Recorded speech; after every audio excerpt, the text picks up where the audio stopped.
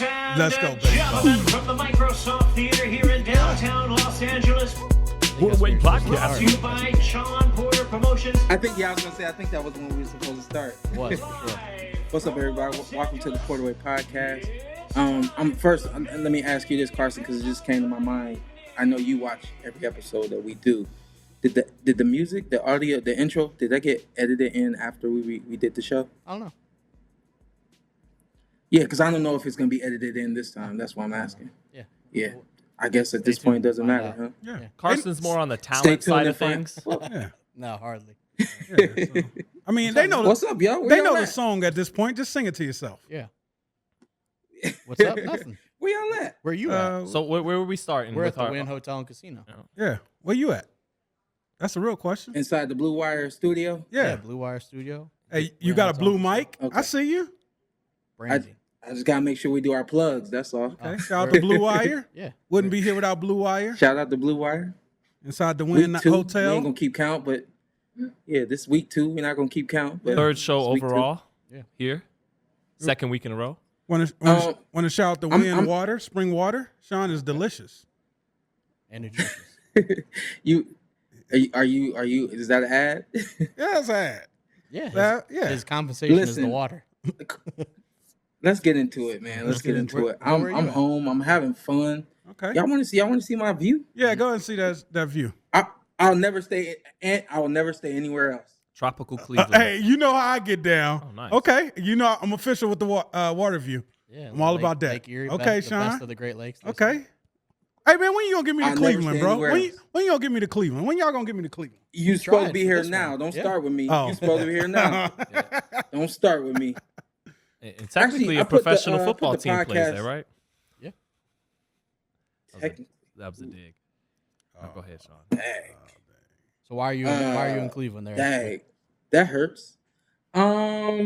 We are here this weekend to celebrate and to appreciate Cleveland boxing on an amateur scale, and even coming now on the professional scale. Boxing is in Cleveland is one of the bigger cities to produce a lot of good boxing. Amateur, and like I said again, we got a lot of young guys coming up from Northeast Ohio area as well. So today we're basically here to celebrate Cleveland boxing, acknowledge some of the fighters from here. We've produced an Olympian in 2020, 2016, 2012, 2008, 2 Olympians, 1 alternate myself, and also in 2000 we had an Olympian on the squad that did not participate in the games. Mickey Bay could not qualify. But just saying all that to say, Cleveland boxing is very rich. And today we're going to celebrate that in just a couple of hours. Of course, I'd be dressed like this if I was there with y'all, but I'm specifically dressed to do something in about an hour or so. No, a little longer than that, about 2 hours. So that's why I'm here. I'm actually going to be the MC of the event. I am the master of ceremonies. So I'm about to get down on the mic like I do, and enjoy the night and enjoy seeing everybody that I haven't seen in a very long time. Who is your Mount Rushmore top 4 Cleveland boxers of all time? And we'll say Cleveland so you can exclude Kelly and Cincinnati guys. Exclude? Yeah, I said Cleveland. So Yeah, obviously Kelly's from just- Youngstown. Yeah. Cleveland greats? So I had this conversation with somebody the other day. They were like, I can't believe you put Roy Jones in your top 5. I said, well, I'm not a boxing historian. I don't go and look back at the greats and their records and who they fought and how they fought and things of that nature. Of course, I've seen some videos, obviously, of guys like Ray Robinson and Muhammad Ali and Joe Louis and those greats, but I didn't specifically put both eyes on those guys and see how great they were. I have not been able to. And I say even beyond that, like back in the day, y'all video was going a little faster, so you don't really get a true. Roy Jones Jr. It's not like that's an offensive. One of the top. The guy that I was talking ever. Well, yeah, he's my ever, but it's the ever of I'm a '87 baby, and the list goes on. So it will be very hard for me to mention who my Mount Rushmore of Cleveland are, especially right off the top. Not expecting that question, but I believe that eventually I will be on that mountain. So I'm happy about that, and happy I was able to do the things I was able to do inside the ring. You definitely earned that. Definitely earned that. Great. Having Roy top 5 Yeah. isn't crazy, and if Roy would have retired after the Ruiz fight or the first Tarver fight, nobody would blink at saying he's top 5 ever. Yeah. So, yeah. Is it really fair that we penalize him so much for losing so many fights past his prime? In his prime, he was Mr. Untouchable. Absolutely. So Can't be touched, some would say. yeah. He would say. Last thing I'll say about this, and Mr. Untouchable was on the last thing album I'll say too. about this, and then we can move forward. But the reason I believe that Cleveland boxing is so rich in amateur boxing is because we have generations of boxing here, and it was like every generation worked with the previous generation, or every generation looked at the previous generation, and there's really is an inheritance of boxing here, definitely amongst the quote unquote old heads that I am familiar with. They all work together. They all were underneath one gym before going and creating their own gyms, and then fighters from their own gyms became. That's what boxing has. It's grown into something that's really massive in Cleveland, and so like I'll say this tonight. Usually and sometimes, I won't say usually, but sometimes we had a harder time beating the guy down the street from us than we did going to the nationals and beating guys from other states and other cities. That's how boxing, the competitiveness out here, and everything that we've inherited, the knowledge that we've inherited over the years, it really is world class. And I think now it was world class on the amateur level for a very long time, and I think now we'll start to see that world class on the professional level as well. R.P. Clint Martin. And Sean, Roger Yes, sir. Mayweather used to always say the best fighters come from the Midwest. Yep. And I think that includes Yeah. Ohio. Absolutely. So do you think that it's not so much that there's an Ohio style or a Cleveland style, that it's a part of the greater Midwest style that we get from fighters from the Midwest? Yeah, and even somebody told me the other day, they're like, I've never been to Cleveland, but I've been to Detroit. I say, yeah, you've been to Cleveland. In much respect to both cities, they are very much alike. And I think that trickles down even to the boxing. I think that we're athletically gifted, and then there's this hardness that's built up around us because of our atmosphere and where we come from. And I think that all in all, the richness that the Midwest has in boxing, it's easy for myself or for Roger Mayweather to say the Midwest, because guess what? In order to get to the Nationals, you had to beat somebody from Detroit, or you had to beat somebody from Indiana or somewhere in this Midwest region, and it was hard. It was much harder sometimes than even the guys that you fought at the Nationals. So yeah, I would definitely, from a biased perspective, say the best boxers come from the Midwest, but also from my experience, a lot of great boxing came from the Midwest. And even if you beat us, you had a hell of a time in there trying to beat us. Midwest choppers. Also, so SP, there are countless disappointed fans when they peek in here, because we have our little zoo setting to the side, and they're like, I wonder if Shawn Porter's in there. Then they look in and see us, and they're like, "Oh wow." No, they can see him up top. Yeah, but it's not the same as seeing that guy in person. Yeah, Would you cut? Sean You out call here? it a zoo setting? Yeah. It feels like a zoo. They're like, hey, look at the fat guys in there. We're like, Yeah. oh, hello. Yeah. We got B-side. He We always Yeah. recorded last week. And he is I was skinny like, too. Yeah. Still like the sweater. Not Yeah. A-side. Yeah, I he's rebranded A side. But we can go starting yesterday. We had speaking of big guys, heavyweight fight. The Gypsy King. Yeah, that's not bad, Fury. It's not bad. He's got a little raspiness to him. I don't think Score one for the big GK. I don't think the fight went different than anyone thought. About the same. Nah, I think if you would have predicted that fight before the fight, that's exactly how the fight went. Yeah. It was nothing, man. Fourth round, we got a little action. It was dirty. Yeah, a lot of there was the weird rabbit punching, and also It was crazy. Fury's brother just like firing water into the ring. Oh, I didn't see that. Yeah, it was at that same time. So he's rabbit punching him, and then Fury's doofus ass brother is like Really? flinging water, and I'm like, are we really not gonna stop that from happening? Like, Oh, that's crazy. yeah, and then a couple rounds later, uppercut. Oof. What do you think of the uppercut, SP? That AO. Ooh-wee.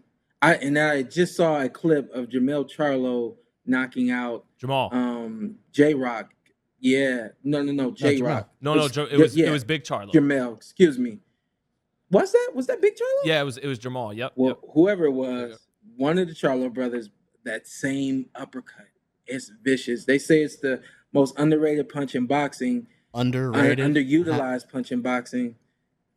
And underutilized, if that's a word or an expression, in boxing. And I think second to the overhand right or overhand left if you are a southpaw. I think that punch is just a punch you really cannot predict, and the fact that you don't know when it's coming and then you can't see it coming is really hard. It didn't make it any harder for Fury to land that punch because Dillian Whyte is standing literally right erect in front of him the entire fight.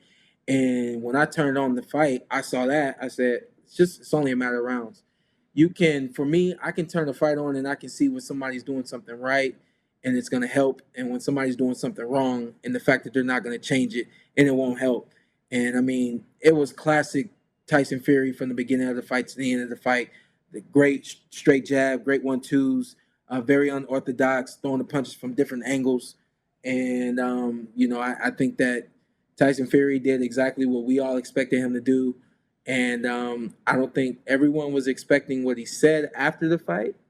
But in some ways, I'm not going to say I expect him to say that, but in some ways, I've heard him speak in the past about how many more fights he wanted to have. And so I really wasn't too surprised to hear him say this might be his last boxing match. No chance. Coming from a retired boxer, is he retired, Shawn? Is he done? I think, honestly, I think that I'm different. I think that Tyson Fury is not done. But if Tyson Fury, like myself, does X amount of interviews saying, yeah, I'm done, I'm not going to fight again, I'd actually believe him because he's been doing this for a very long time. Again, take it from somebody that did not retire just because I lost the fight or because my dad threw in the towel, and the list goes on. I retired because I started doing this when I was 4, almost 5 years old. Anybody that knows my dad knows that he's very militant, which means I've been in the military since I was 5 years old. And now 34, almost 30 years in the sport of boxing, respectfully, at least 25 years at a high level. Oh, yeah, I'm done. And Tyson Fury comes from that same background where he's been doing this for a very long time. If he says I'm done, in the ring is one thing, but then if he continues to do interviews afterwards and saying, I'll do anything other than get in the ring and do a real boxing match, and I would start to believe it. Carson's not going for it. What you think, Carson? We just don't believe you. I feel like he is he said a lot of things that I haven't believed in the past, and I'm just I don't know.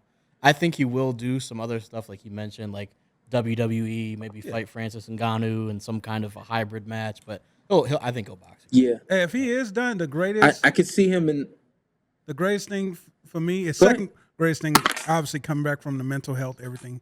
The second greatest thing he ever done in his career to me is get up from 4 Deontay Wilder's right hands. Ooh. How the hell did he do that? Yeah.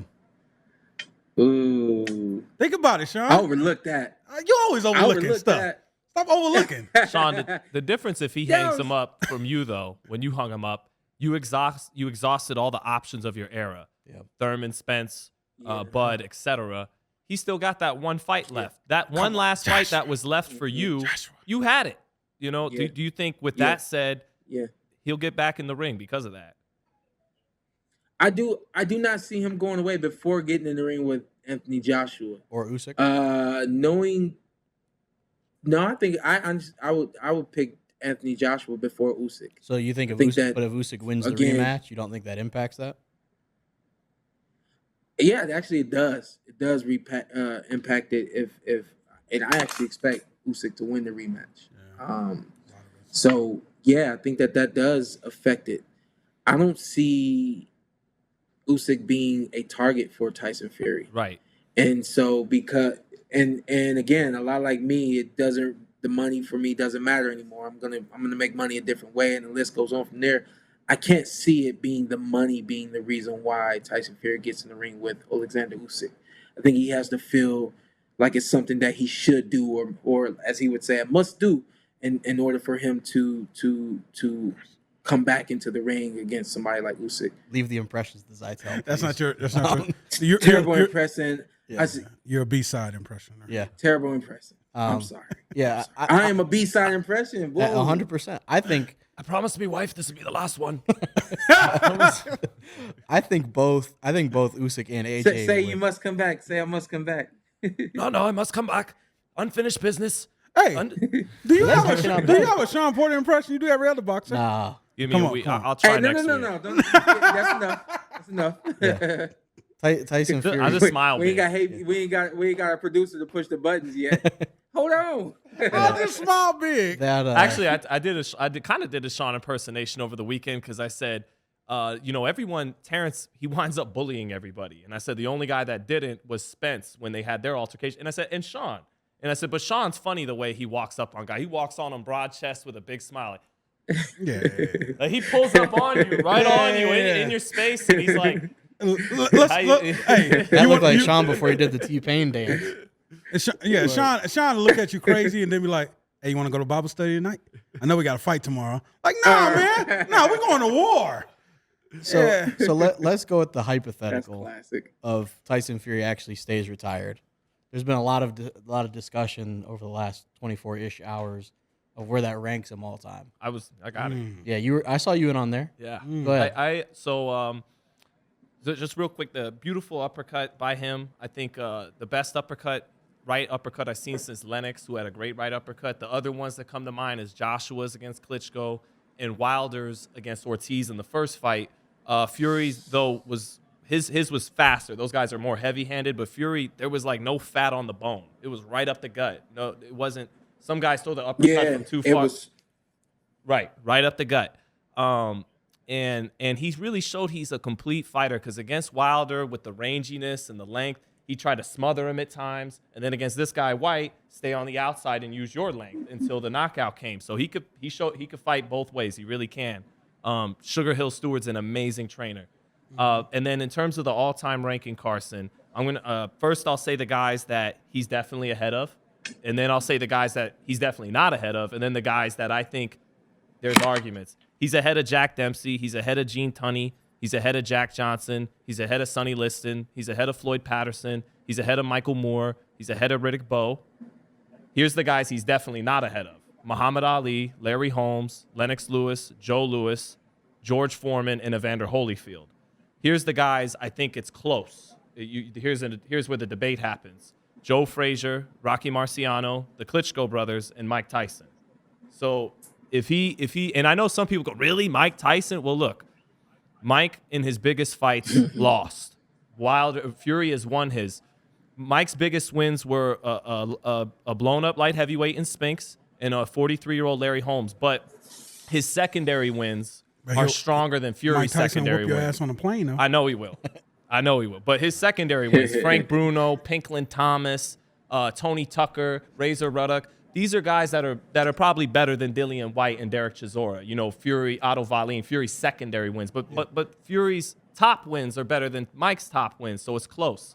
With all those guys, Frazier, Marciano, the Klitschko brother, it's close. So SP, where you have him? You agree? I agree with, I mean, he just took my job. So, I mean, he just laid it down. What do you say after that? However, I did notice that he put Riddick Bowe in the below Tyson Fury category. And I don't think that Tyson Fury could beat Riddick Bowe. And for me, again, when I always consider rankings, I always consider who someone can beat and cannot beat. Right. And with that being said, I would put Riddick Bowe right there in in that category of he's His close to being contemporaries. either below or above. Yeah, he's one of his contemporaries. I think before he with gets that. out of here, I still want to see him versus Usyk. Obviously, he got out. He destroyed our current day Mike Tyson and Deontay Wilder. But I would love to see him in a boxing fight with Usyk.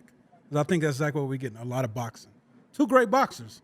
And every time this guy gets in the ring, he amazes me how good of a boxer he is. Because if you've seen him you line him up 5 boxers, and you pick who's the best boxer, he'd probably be the last pick. But the guy can box his ass off. Yeah, and he doesn't box his ass off because his ass crack is always just visible enough. He maybe he's a plumber. He's got the Homer Simpson butt crack always. Maybe he's a plumber on the side. Okay, Yeah, maybe. His peak was the rematch with Deontay, that second fight. Because that was the closest his body came to looking good, to being solid. You look at pictures from that rematch, he was solid that night. So I think that was the peak. He's still about 85% of who that guy was in the rematch. But, Tyson, cement yourself, man. You've come this far. There's just one more fight. I mean, if he retires now, he's going to the Hall of Fame. But cement yourself. Cement yourself in that top 10. Because right now, it's like fringe top 10, you know? So...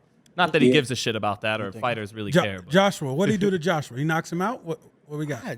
Well, I know Carson's still confused. Joshua, I think, to beat Tyson Fury, obviously we saw Wilder get the draw with just these big devastating shots, but I think somebody like Usyk or Joshua that can throw in combinations at times. Usyk definitely is going to throw in combinations, but I don't know. I think AJ and Fury, I think, would that's just a huge fight over there, over here. Yeah, I don't know. I don't know how that one goes, but What do you think, Sean? It's a huge fight. I think that they could promote the heck out of that fight, and I think that it would make for a great fight for boxing. I think that Usyk versus Fury is probably the best boxing match that we can get in the heavyweight division right now. I think entertaining would be Anthony Joshua versus Tyson Fury. But for boxing purists that want to see definitely Tyson Fury like at his best against the best, you have to be talking about Usyk. I don't think that there's anyone else that can challenge him the way that Usyk can. I don't think Anthony Joshua can challenge Tyson Fury beyond. Anthony Joshua has to do things he wasn't prepared to do against Usyk. He's got to do those exact same things to beat Usyk. That means be aggressive, throw your punches, not be afraid of what's coming back, and use good defense to make some of that stuff coming back miss. Beat up Usyk, knock him out. That's how you get a fight with Tyson Fury.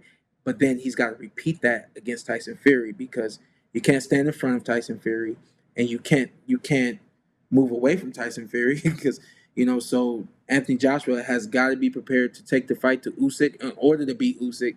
If he doesn't beat Usyk, he's got to be aggressive. If he's not aggressive against Usyk, he doesn't beat Usyk, and then that Tyson Fury fight goes away for him. So. I think if AJ, if sorry, last thing, if AJ is aggressive against Usyk, that makes the fight exciting because Usyk's not going to back down. Makes the fight exciting, and I believe Anthony Joshua wins a fight like that, being aggressive with combinations and pushing him back, pushing Usyk back, and things of that nature. Makes the fight exciting, and he wins. That makes that Tyson Fury fight much bigger than it is right now. If he just bows out and says, "I want to fight Tyson, I don't want to fight Usyk," or if he gets a close fight, a close win against Usyk. And I think AJ, funny enough, is still comfortably a bigger draw than Fury. Yeah. That's just my opinion. Zartel? Sean, just a question for you. If Fury is to be victorious against Usyk like you were, but because we love no, but in that fight, is it simple? Is it? And by the way, I don't know if you guys heard Fury talking on Joe Rogan about when he fought Steve Cunningham, and he said that was the toughest fight of his career because he was a cruiserweight coming up, and he said he was outboxing me, and I like to do. I couldn't do. Normally, I'm the boxer, and so that was interesting in regards to a Usyk fight. But is it possible that it's two really skilled boxers, but one's just so much bigger? The big guy beats the smaller guy. Is that how that plays out, Sean? I'm actually not positive that that's how that plays out. There's no secret that Tyson Fury knows how to use his size and things of that nature, but a lot like a lot like SS. Cunningham. What's his name? Cunningham. Steve SS. Cunningham, USS. What is it? Yep, USS Cunningham, USS. baby. A lot like, yeah, a lot like USS. Excuse me. Alexander Usyk is going to come to the ring. He's going to be moving. He's going to be in and out, and all of these things. Those are going to give the man that's not used to that trouble. So I think that it is a lot like me fighting most of the bigger guys that I fought. It was a lot of in and out and left and right, and then right at you. And I think that could offset that size advantage that Tyson Fury clearly has. I would pick Usyk to win, just for the record. What y'all got in the comments? What y'all got? Yeah, let us know. Yeah, let us know in the comments. But yeah, outside of that, then I might pick Usyk. But I'm I not would sure. lean Fury I against don't even AJ, like picking. even though you know how much I love AJ. But Yeah. I would lean Usyk to beat Fury. I'll give Fury. Let me I'll say, just, big guys, big AJ guy beats the good small. That's Yeah, but, I'm not mad at you yeah. for that. That's your little go-to. Yeah. And AJ's still the bigger draw than Tyson Fury because he has something that translates to the average fan and translates to the people that are not boxing fans. You don't get that with Tyson Fury. Tyson Fury sells himself. You mean the ladies don't tune in to see promotion, Tyson but- Fury like they see Joshua? They don't like it, the butt crack. Ain't nothing like There ain't you nothing have like a it. good butt crack. Hey, that's peak male performance have it. body.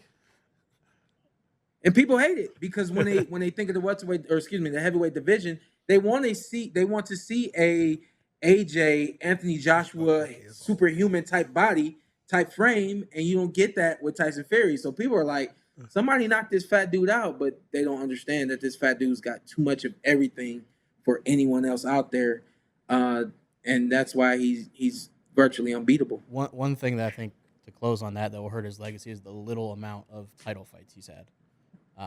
Just not obviously belts don't dictate everything, but just comparatively to the historical fighters on the division. But Yeah, like I mentioned, it's an argument with the Klitschko brothers and Tyson. Those guys reigned longer than he did. Yeah. Tyson had a lot of title defenses in the late '80s, and Klitschko reigned for 10 years, so that hurts him there. Yeah. absolutely. He gave us 3 hell of a fights. Absolutely, Yeah. of course. Yeah, absolutely. Then this weekend we have some big boxing coming up. Okay, Where do we want to start? ladies our first. I'll be home. Spirit in the Ladies sky. first. Yeah, we can do that. Ladies yeah, first. Let's start. Queen Let's start, Latifah. let's start Okay, on yeah. on DAZN. Ladies first. Ladies first. Yeah. So we have the Taylor-Serrano card,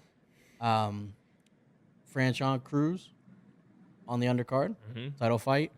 Co-main is Vargas. Hey, and let me Liam ask Smith. this question real quick. Yeah, go ahead. Let me ask this question right quick, and for all of y'all, if there was an entire card full of female fights, but they were all top tier fighters and matches, would y'all watch that card? Yep. Matter of fact, I'll buy it course. on pay-per-view. Absolutely. We're gonna watch I was one just wondering. this I'm Saturday. like, because I think it would be great if this was this is not a completely female card, right? A complete female card. Right. Or No. it is. Yeah. Correct. It If is we not. could get Yeah. Alicia versus Michaela, Serrano, Katie Taylor, Clarissa Shields versus what's the girl? Savannah Marshall. Savannah Marshall. Man, I don't- and I- Sean. and I don't- Yeah. I don't- That's champions. crazy. I don't even think I would even take it maybe a step further or a step less. Okay. I don't even think it needs to be the elite of the elite matchups for me to be interested in that. Just some solid Just matchups. good matchups. It doesn't matter to me. A lot of either way. fights been one-sided with women boxing lately. Yeah, It's getting better. But also, it happens in men's boxing too. Yeah. Because people always do that. They're like, man, all these lopsided matchups. I'm like, yeah. Have you ever watched the top rank undercard? I assure you, you're not going to see a lot of even matchups. Most fight cards you pull up and you pick everybody on the left hand side Yeah, in it's the like blue a menu. corner. You're like, yep, You're I'll gonna take all of end up those. with a good record. Yeah, maybe one or Yeah. two will be the opposite. But co-main. Go ahead, is, Carson. My fault. No, you're good. It was a good question. I think the co-main is Jesse Vargas and Training Liam with Smith. Nonito Donaire. Jesse Vargas? Yeah, Ooh. yeah. I was in the gym with them over the weekend. Donaire, not taking it easy on his pupil. Like not one of these just telling you everything's great. He was doing beautiful little adjustments with Jesse. But Liam Smith is a natural 54. But Jesse, I think, should win that fight. Liam Smith doesn't have any jab compared to Jesse Vargas. I'm going Liam Smith. Are you? Yeah. He is the natural. Yeah. The natural junior middle. You asked Nonito about how he's fearful of the rematch coming up this summer. So I told him, I said, what can change from the first fight? And He'll stop me this time would have been the funniest answer of all time. Nonito he wasn't even buying into the whole timing beats speed, and he said, no, I'm going to be faster this time. I'm going to be the harder puncher. He said, my mind state is that I'm going to be faster than him. I'm going to be punching harder than him. I'm going to have everything more than him. Oh, so he's just completely in fantasy land then. Oh, okay, fair enough. That's one the first ballot Hall of Famer we're talking course. about. Hey, Sean, this guy has no respect. I respect, Sean. I don't understand. He's trying to be a realist. He's trying to be a respect realist. Nonito. He's a legend. He gave in a way a hell of a fight the first time, but like You think you're sound gonna like be Floyd faster Mayweather. All right. and punch harder than Inoue at this point. Sorry, I don't think so. Are we going? Nah, it's not what he said.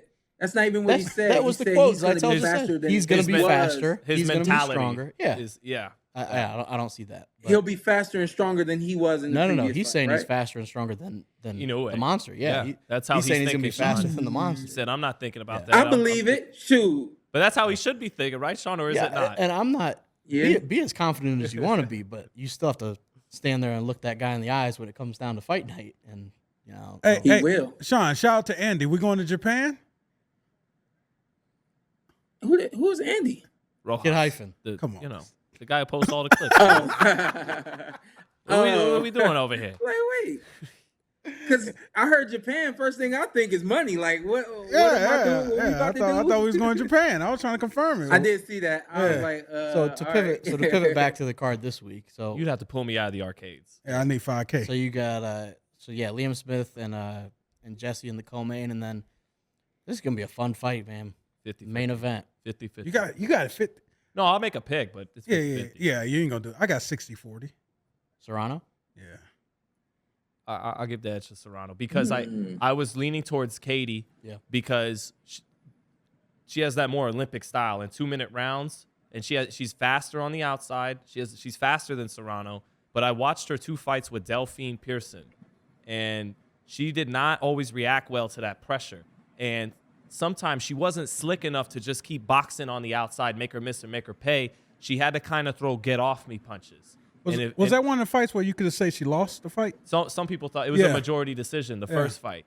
And Pearson, with her pressure, made her very uncomfortable. I mean, Pearson's taller than Serrano is, bigger girl. But she made her throw get-off-me punches. And if that's what Serrano – I think Serrano kind of almost has to fight a Leo Santa Cruz type fight. Just relentless. That's never a good time. Because that's not a good comparison. No, I know Shout what out to he's Leo saying, Santa but- Cruz. in her own, she doesn't throw punches.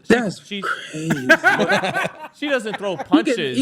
He get knocked out one time. Oh no, We're not talking about that. Yeah, no, we're Man, not talking about Carson that. I'm just saying the punch volume. No, without I ain't talking about him getting oomph clipped like that. behind it. And the hand. twist. Oh, okay. I'm I'm talking about the. Go ahead, I'm talking carry about- on, yeah, Zentel. yeah, Keep come No, on. going. I could see Taylor with her speed. If she can box on the outside, she can get off 2-1. She can get off first. She's faster, has good movement, good combinations. But Serrano, if she can punch in between her punches and keep forcing her into exchanges, that's where her power could make a difference. She could hurt Katie Taylor to the body. The more it's a war, the more it's going to favor Amanda Serrano. The more she gets her to exchange.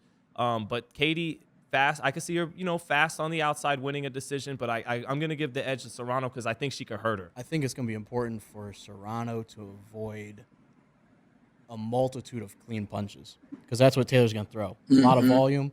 So it's going to look bad if Serrano, as she's trying to put pressure on her, get on the inside, work the body. If she's getting hit with 5 or 6 clean shots, but she lands a few, it's like, yeah, but she hit you with those. Right. That's why she's got to hurt her, too. Yeah, I favor Serrano. I do think she has to maybe hurt her at some point, and she's going to have to be really good defensively because if she's going to throw a lot of punches, you got to slip a lot of punches. And yeah, I feel like Rocker. the biggest difference, both of you guys said, I think the power. The power is going to change this fight. Going to the body, going up top, just the power. I just feel like she's going to hit her with something big and slow her down. yeah, SP, our master of predictions. Yeah, what you got? Yeah, I was gonna say I think whoever has the better defense is gonna win the fight. Okay. I think that they both take punches like pretty clean. They're second to be defensive a lot of times, and so they take small shots, never big shots. They're small shots. Lady of Liberty But right in the middle. especially Like that.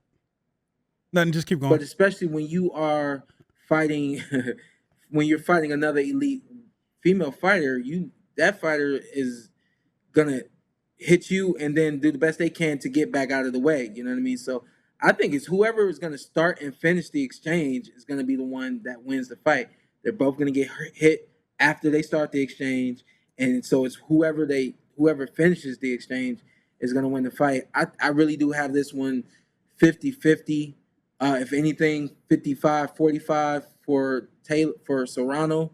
I think that her pressure is where her success lies, but she can't be irresponsible walking up on Taylor. She's got to use head movement to get in. She's got to run her hands, and I think that Serrano has everything that it takes to beat Taylor. So 55-45, a slight edge to Serrano. And you mentioned before, after Amanda's last fight, that she tends to be either offensive or defensive at times.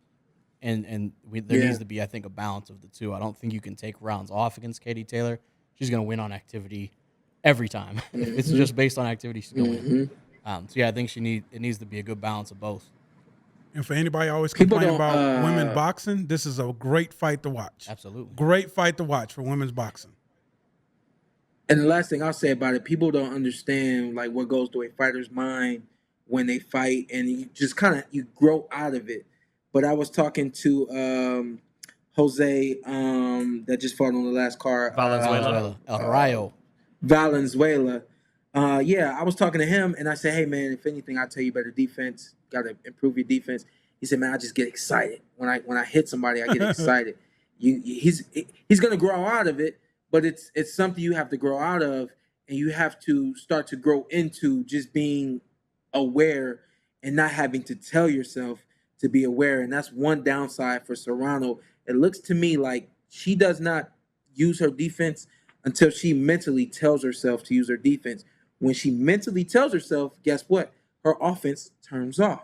And so she's got to connect those dots. Of course, it's too late if she hasn't by now, but that's something that I've seen in her for a number of fights now, where she turns off the offense to turn on the defense. And they both have to be turned on at the same time. I think that's another difference between her and Taylor. Taylor doesn't use head movement, but Taylor is not shy about getting out and getting out of the way of shots. And so it's 55-45 Serrano. I think that the pressure burst pipes, as we like to say, and I think that that's what we're looking at in this fight.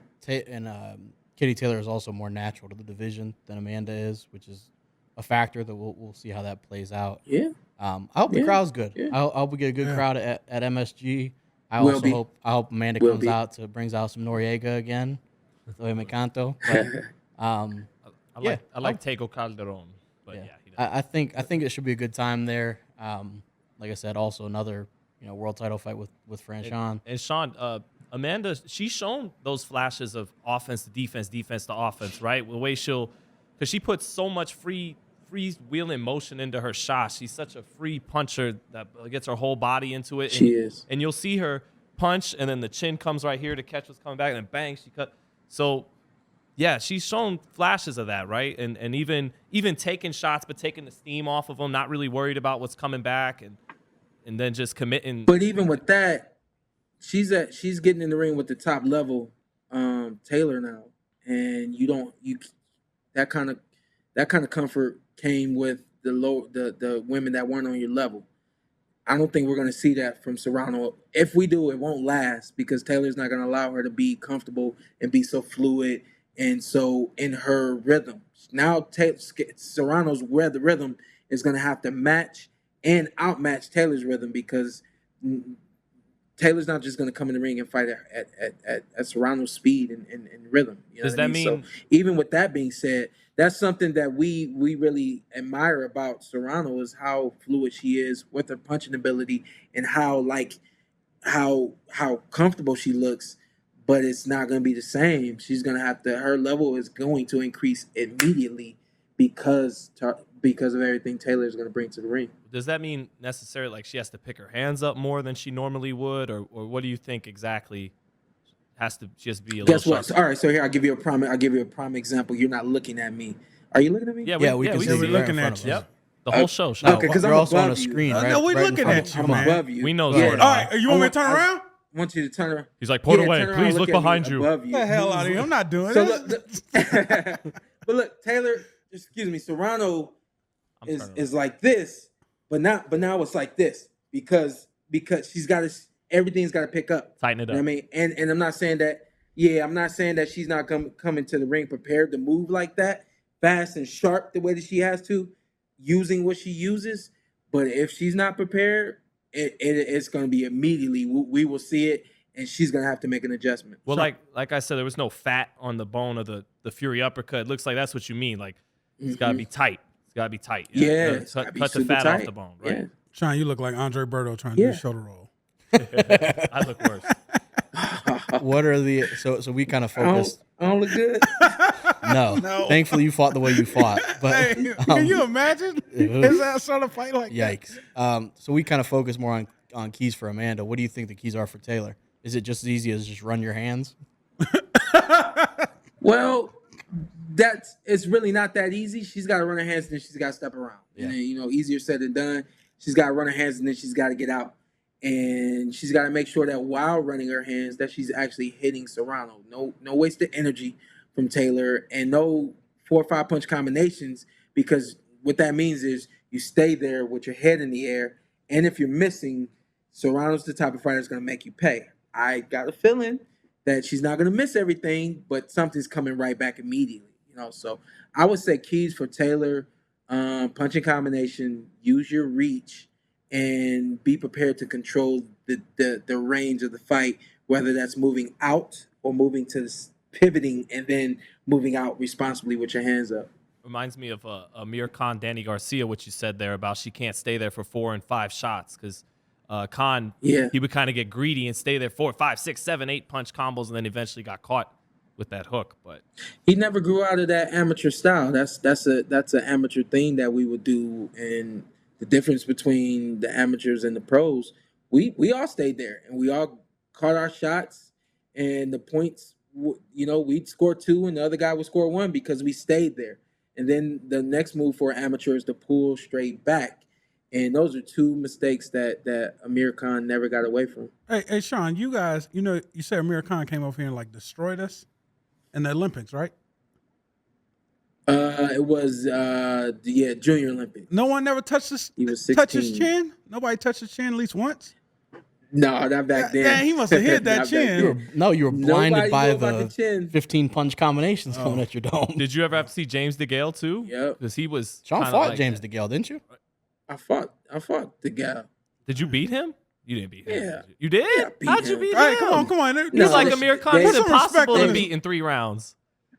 Listen, they did not Sean, give you me were a pretty damn decision good. over there in London. No. They didn't give me the decision over there in London. That wasn't happening. And it wasn't happening all night. So you know what I didn't mean? beat Our him. guys were fighting the way that we fight. And I mean, we were not getting points the whole fight every single fight. And it was 4 2-minute rounds. I didn't get any points through 3 rounds. In the 4th round, I put my hands down and I told the gal, hit me right here. Everything, he was really wild and unorthodox. Everything hit me like on the side of the headgear, my shoulders. Not to disrespect him or anything, but in the last round, I was being very disrespectful. I said, hit me right here. Everything you hit me right here. Because I was pissed that they were not giving me points. And I was mad that on the return of him hitting me, shoulders, arms, head, side of the head, that he's getting point after point. And so, yeah, that was definitely a frustrating night for me. Dang. It was a frustrating night for the U.S. And, he in a professional fight, definitely at the weight class we fought at, he wouldn't have beat me. What's his nickname? Chunky? Yeah. That's a funny nickname. You kicked a lot of gold medalists' ass, Sean. Yeah. Hey, Not him, though. Hey, Sean, I did. who's the last person in the street to whoop your ass? Because he's going around telling his kids they, whoop Shawn Porter's ass, right? Sean, Hey, because I would. Don't say his name. Hey, I don't even remember this dude's name. I don't remember his name. But I was in the 6th grade. I'm on the school bus with my brothers. We're 6th grade, 7th grade, and 8th grade.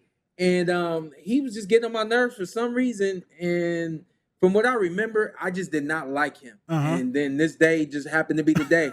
Some told me to jump over the seat. And you could box at this point, I right? jump over the seat. Yeah, but I jumped over the seat on this dude like I'm pouncing, like I'm a cat, and I pounced on him, right? Uh-oh. My dude like shrugged me off Uh-oh. and gave me one, right?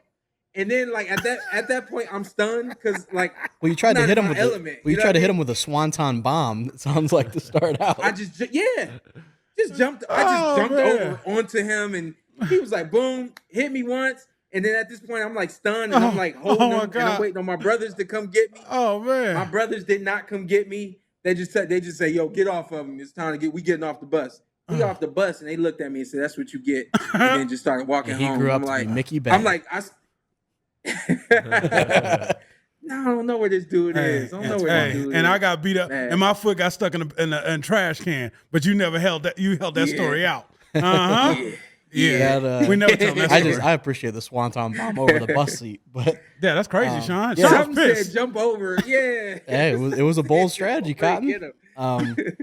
Yeah, so that It really that's, does happen to the best of us, yeah, doesn't it? absolutely. That'll be the first. We all got whooped. I think the only person that hasn't got beat up is Carson because he's not gonna fight nobody. Nah, I'm fainting immediately. This dude. So you're undefeated in the streets. I'm winless, no wins, no losses. Undefeated Yeah, in the streets. it's like I never even had a career. And I'm trying to think if they did stagger the time. I can't think of that offhand. They talked about staggering the time. They were going to do DAZN earlier, but I don't know if they confirmed that or not. Yeah, but I've heard that they I might think do they that. will. Yeah. But I don't think this will be no help on Bob's side. Yeah. All Eddie. so hypothetically, if that is earlier, the later card that evening here in Las Vegas, Okay. Shakur Stevenson, Oscar Valdez. On the undercard, we have Nico Ali Walsh back in action, Keyshawn Davis back in action. Trying to think if there's any of the other. They do a good job of keeping the prospects busy, but I can't think if there's anyone. Any other big names? on the Abdullah card? Mason is pretty decent. If someone in Just boxing, turned pro. Yeah, he's pretty solid. Ali made the. I've seen some writers. Made the pay per view. No, so not pay per view. It's just on ESPN. I saw some writers say that Abdullah Mason could be one of the best prospects in the whole sport. So. Yeah, he's a stud. Yeah, Ohio. of course. And Everybody's talking about this dude. I still haven't seen him work, but everybody's talking about this I dude. think I actually saw. They're not here this weekend, but I was talking to somebody just this weekend, and they're like, "Yeah, you got to see him." I'm like, "I heard all about him." I might be making this up completely, but I saw an interview, Cigar Talk, which is actually really good. You should check that out with Devin Haney. I think he was talking about sparring Abdullah Mason. I Yeah, think. no, I saw them spar. Okay, so I'm not making Yeah. that up. All right. Yeah, cool. I mean Abdullah was a baby. He was a Yeah, of teenager. course. Yeah, Devin's yeah. becoming a grown man. Yeah. But his speed was impressive. Yeah, I was connecting some dots. I'm glad they connected. Yeah. But yeah, we'll get to see Keyshawn as well. In the co-main and then main event unification fight. I'm excited. You guys excited? Oh yeah. Seitel, kick it off. I like basically everybody. I'm picking Shakur Stevenson because he's such an excellent technician. He's so sharp, but I do feel like Valdez has been almost a little disrespected in the lead He up has to this by fight. everybody. And me. He's, me. We always appreciate your honesty. Yeah, of course. But Valdez is almost a borderline great fighter. Borderline. Pretty good. He was an Olympian just like Shakur was. He's really the champion heading into this fight. It's a unification, but he's the WBC champ. He beat the guy who was considered number one. And so I think ultimately I'll pick Stevenson by decision rather comfortably. I think he'll win maybe 117, 111. But I think Valdez, the guy fought 10 rounds with a broken jaw. His character is tremendous in the ring. Oh. I think because of his courage, his relentlessness, he'll keep coming and coming. That in the second half of the fight, maybe round 6, 7, 8, somewhere around there, Shakur's going to get cracked like he's never been cracked before, because Valdez has the skills to do it. He has power and speed. He's explosive, and he's willing to take a shot at some point to stay in range to get his own off. Mm-hmm. And Shawn earlier mentioned, along with the uppercut, he felt the overhand punches are some of the most underutilized in boxing. Valdez knows how to throw those shots, and I could see Shakur making him look silly, making him wing and miss a number of those, but at some point, one of those can get in. Shakur is as great as he is. No one's perfect. Even Floyd Mayweather got hit sometimes. Mm-hmm. So I think I could see Shakur getting hit, him getting hurt, like not like close to being KO'd or anything, but I could see him getting buzzed in this fight, keeping his composure, getting through it, and then finishing off the job and winning a clean decision. That's what I see happening in this fight. I definitely feel like Valdez had to start body work. He has to get inside, and at the same time, getting inside, be defensively sound. cut off the ring. When you got him in the corners, go to work. When you got him on the ropes, go to work, but cut off the ring because Stevenson's going to move all night. He's a more athletic fighter, but Valdez has the power. I feel like that power could help it kind of equal it out a little bit. I still got Stevenson winning it, but got to put some respect on Valdez. I don't know if Stevenson's going to box all night because he's really sit down on him. He's made it seem. I think he's going to box and be smart as the fight begins. But I think at some point Stevenson has it in his mind. He wants to tear him up. He wants to stay in front of him, shoot off, the heavy artillery. And if he does, that's what Valdez wants. Right. He wants you to stay there. So if he does that, we're going to get a hell of a fight. But I think Stevenson will want to, in his mind, I'm going to weaken him and pick him apart before I do it. So we'll see. I think he stops him. I think Shakur stops him. Yeah, I think what we saw in the Jamel Herring fight, obviously completely different fighters, but you saw Shakur a little more willing to back him up. Obviously, again, Herring's not Oscar Valdez, but I think this is going to be a huge performance from Shakur. Also, I'm glad you specified Valdez's character in the ring as Sterling because let me get my disclaimer out of there. To watch Oscar Valdez just be so distraught on Blood, Sweat, and Tears by ESPN about, people were criticizing me because I tested positive for a banned substance. It was so hurtful to me. Yeah, but you did. So sorry for people to accuse you of testing positive for a banned substance. You did test positive for a banned substance. No matter how it got in your system, it was in your system. Carson. So is what it is. But he did this whole, took a second. He was emotional. I'm like, I get it. Yeah, I'm sure it was tough to hear that, but you had something that you weren't supposed to in your system. So, Carson, I'm gonna figure out a way to get you on the anti-doping. You a part of the anti-doping. I'll be on the committee just to shame people, just not anything technical, but just be like, you should be ashamed of your damn self. I think, and again, Valdez in his last fight, I don't know if that's why he came out flat, but Robson Conceição was piecing his ass up. Carved his face up, and Valdez, you talk about he ran the whole fight. I don't know how your face looked like that, if that was the case. So he had no Mexican tacos? I don't know. He wasn't sure if it was tea. He doesn't know what was in his system. But I think Shakur, kind of like what Zeitel said, where at some point I think he's going to sit there. I don't think it's going to be a one punch, laid him out, because again, Valdez, you can say a lot about him, but question his character in the ring, you can't. But I think he overwhelms him, and the ref at some point just says, "Yeah, that's too much." Yeah. What do you think, SP? Official prediction. Here we go, Sean. I like what everybody said. It's really hard to. Y'all know me. I hate predicting fights and things of that nature. I do think that Shakur has. So Shakur's special. Shakur understands without being told just how to move and how to manipulate his opponents. Shawn and I went to watch him spar one day, and I told him that was one of the more special things I've ever seen from a fighter in a boxing ring. He sparred with two different guys, and both of these guys that he sparred with, they had two different ways of boxing, two different styles, two different speeds and tempos, and the list goes on. Yet somehow, when they got in the ring to spar with Shakur, he instantly made those guys. He pushed the button, and these guys are moving to the beat of his drum. And I say, that's special. You would think that because this guy is moving a little sporadically and things of that nature, that Shakur would step it up and move differently, and his speed would change, so on and so forth. I said, it's crazy. He forced that guy to start moving at his tempo.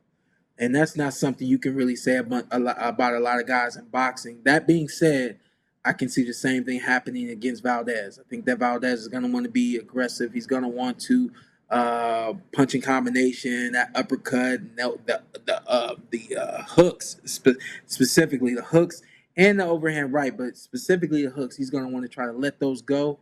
And I just got a feeling that he's going to be manipulated. Those things are not going to be there for him. He's not going to feel comfortable and confident throwing them. He's not going to throw them, and he's going to get outpointed. I think that Shakur wins a decision. So what you got? This got stoppage? Pretty good. I'll take Stevenson decision. He's going to look extremely sharp. He stopped. Sean got a stoppage? No, Sean said points. Oh, points? Points. Stop. I got Eddie stopping it on the stool. Okay. Yeah.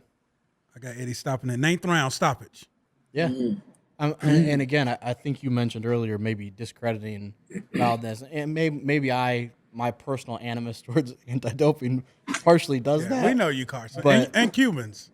Yeah, fair. Neither of them are Cuban in this instance, but yeah, I don't know. He's a Shakur's great, half Puerto Rican. yeah, or he's a, quarter he's a, Puerto he's a That's great, close. he's a great fighter. Obviously, he, like Zytel said, the man in the division was Miguel Burchell, and he laid him flat out. So, yeah, we'll see what happens. But, Stevenson stays patient and breaks him down. yeah, I remember that sparring though that we watched. The thing too, Shawn, because like Shawn, they came out and threw about 30 punches in the first minute or two, and then after that they were handcuffed.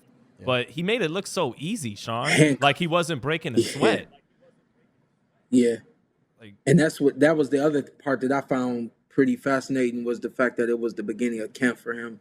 And I don't expect every guy to have a camp like me. My camps, I basically just built up every camp, and I didn't make it a point to do it. It's just how my camps were. There were a lot of struggles in the beginning, some struggles in the middle, and then a very strong ending to every single camp that I've had. And to see Shakur, I think this was his first week in Vegas, first week sparring, and I made a point to ask him. I said, "Yo, how long you been?" He said, "No, I just got started."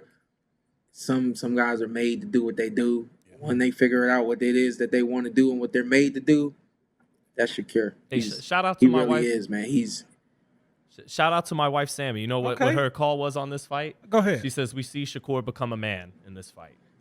Have that final step Ooh. from yeah, This is where I got Shakur 2 or 3 years, pound for pound. yeah. not that he's not a man already, Of but you course, get what I know what you're yeah, saying. yeah, Yeah. yeah. figuratively speaking. I mean, you said it before. Yeah. I know Zytel. He was saying Haney. He thinks he could be a top pound for pound guy. Shakur is the one that I think is. Yeah, he is is gonna the be- guy. a You couple know years, me. he's gonna be one of the I top think he pound beat for everybody pound. at 130, 135, and 140. Yeah, he's gonna be special. But I think It's corny, but I used to call him Short Yeah, Thing he Shakur. just- Oh, yeah, he cleans them up, Sean. And if you want to get your ass back out there, he'll clean you up. I used to say about Shakur, I call him Sure Thing Shakur because those Like the other Miguel guys song. that we called the Four Kings, I think they're pretty much short things too, but they're more boom bust potential. Shakur was more like, he's going to be top 10 pound for pound. The question is just, is he going to be in the top 3 to 4? Or is he going to be just in the top What 10? division? Right, Yeah. right. Yeah, we'll see what he does. But yeah, it's gonna be a nice Saturday of boxing. Outside of that, you talk to your dad at all, Sean? Shout out to KP. Love you, Yeah, KP. that's funny. I know, Carson, you were bothered by kind of the things that were said by Derrick James. Yeah. I think, was that right after his fight after Spence's fight with Ugas? Yeah, and you can of course check out the interview, FightHype.com. Zytel was asking questions. Maybe I or shouldn't have chiming asked in. Sean. Yeah, But- he started all this shit. My main issue with it is there's a point where you can be opinionated, where you can speculate certain things, but what he said it was just a lie. It just wasn't true. So to He say that seemed it very just wasn't sure true. of himself. Yeah, Mm-hmm.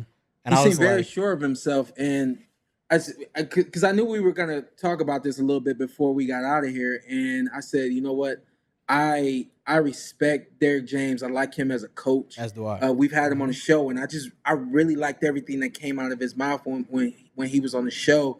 And even though we didn't grow up in the amateurs together, and I'd only come across him a few times in the pro ranks, I really just appreciate him, and of course specifically what he's done for Arrow, but what he's done for all of the fighters that he has.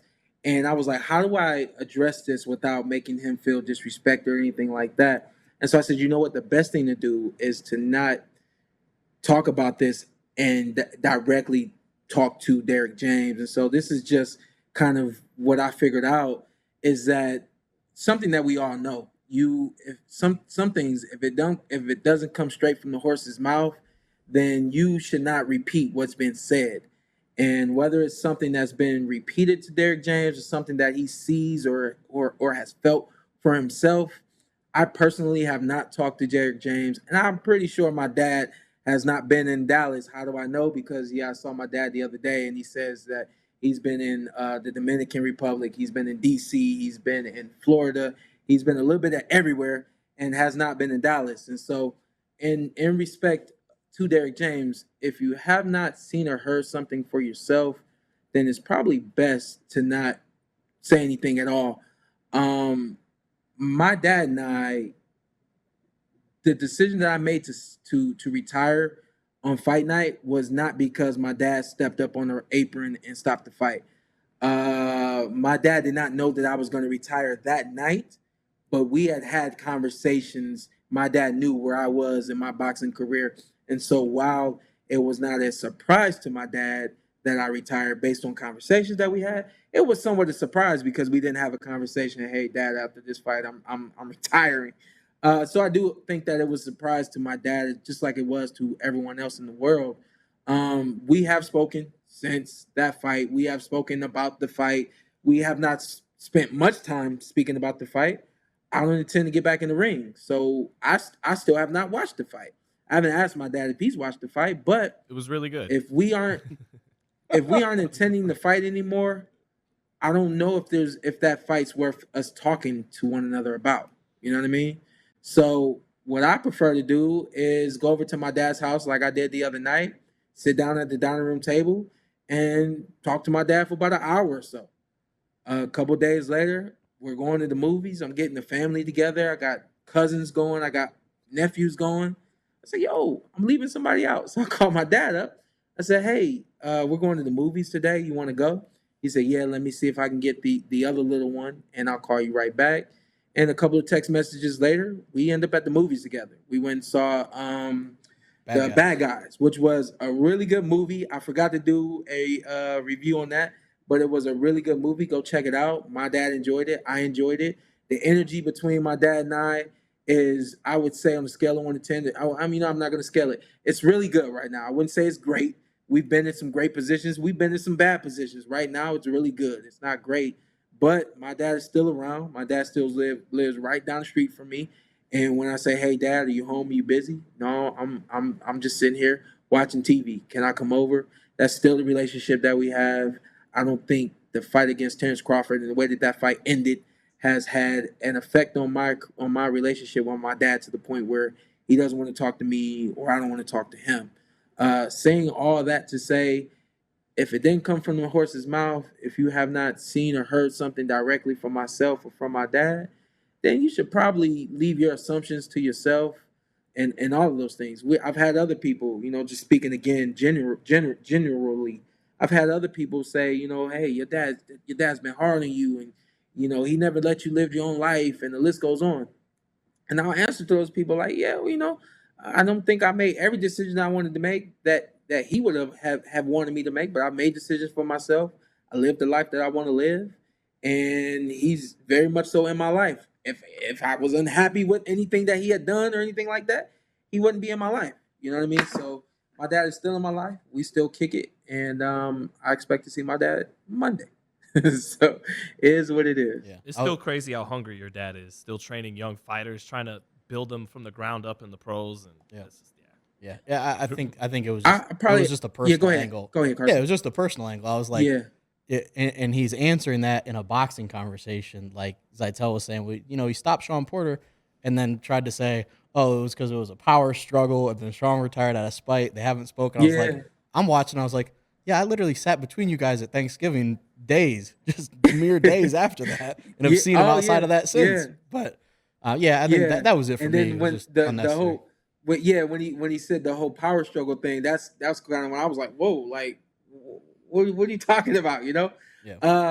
Just to circle it back to the boxing world, I've learned this as a fighter. I'm sure my dad has learned this as a coach.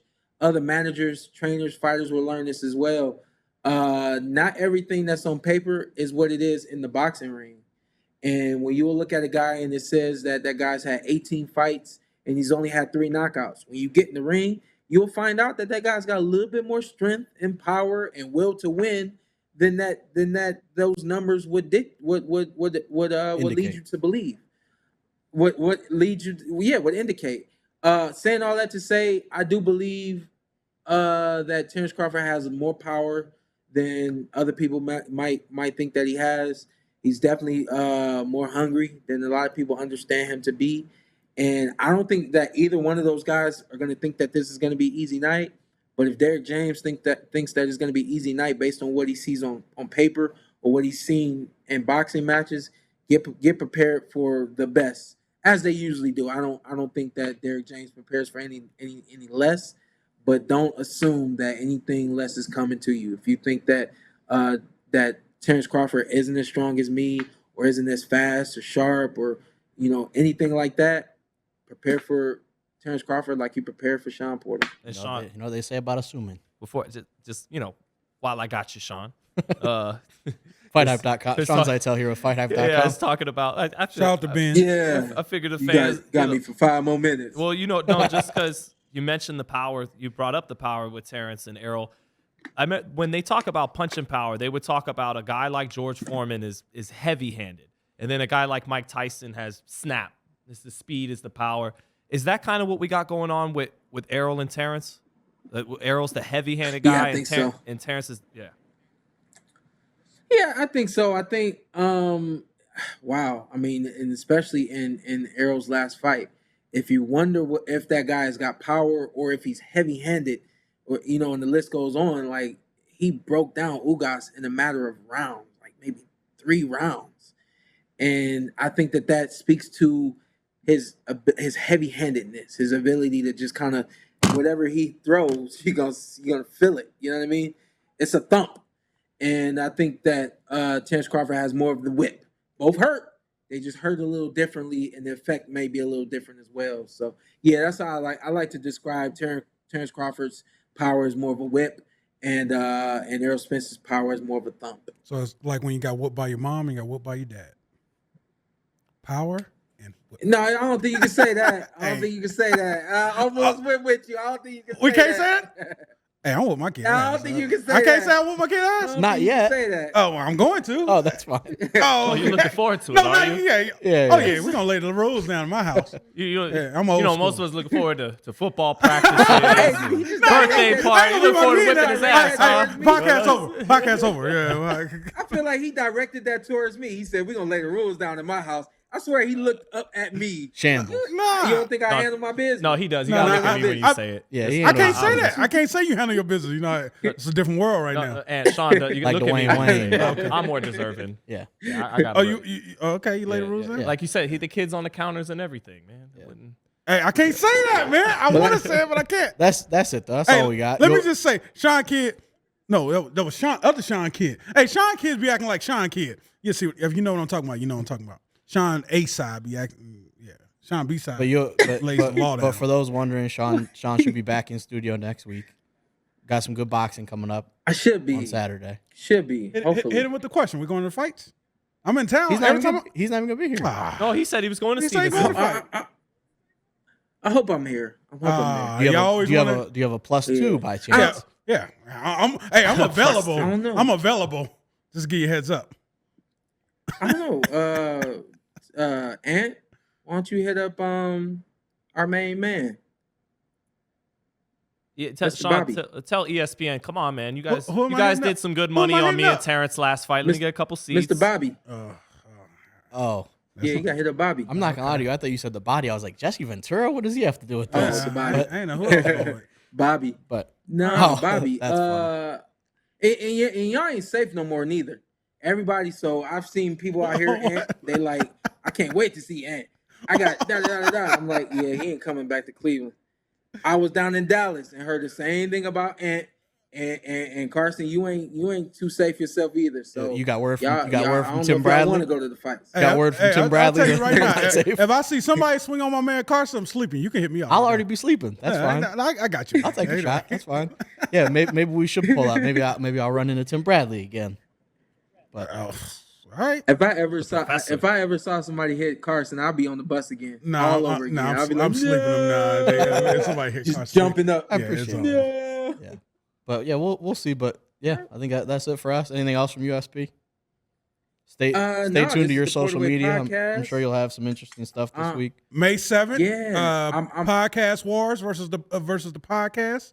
Fans versus the podcast. Yeah, paintball. Yeah, we're going to war against the fans. That's gonna be a long ass day. Yeah. Well, we 2 weeks away from that, right? 2 weeks away. Yep. Yeah. Hey, come out. We'll take care of everything. Hey, don't come out here tripping because we will have security. So just give you heads up. Yep. Top Yeah. five. Yeah. Charge me. I'm Listen, like the Portaway podcast is is now at Blue Wire Studios inside the Wynn Hotel and Casino. Fly. I can't wait to get back up in there. Mm-hmm. Appreciate you guys for watching as always, and we will catch you next week. Peace. Peace. What's up? I'm Showtime Shawn Porter. I'm Ant. Follow me on IG, Ant with 2 T's. This is the Porter Way Podcast. This is Anthony Brunel, and this is Carson A. Merck. Tell them what to do. Hey, like, subscribe, comment, follow us on all social media platforms. Subscribe. I'm from Louisiana. I'll talk with a B. Let's do it. Let's do it again. All right. Just introduce yourself. Okay. And then you tell them what to do. Like, comment, subscribe. Porter Way Already. Podcast. You're already here. Hey, this is our outro. We're going to do it how we want to. I'm Showtime Shawn Porter. I'm Anthony Brendel. Carson A. Merck. Like, subscribe, comment. This is the Porter Way.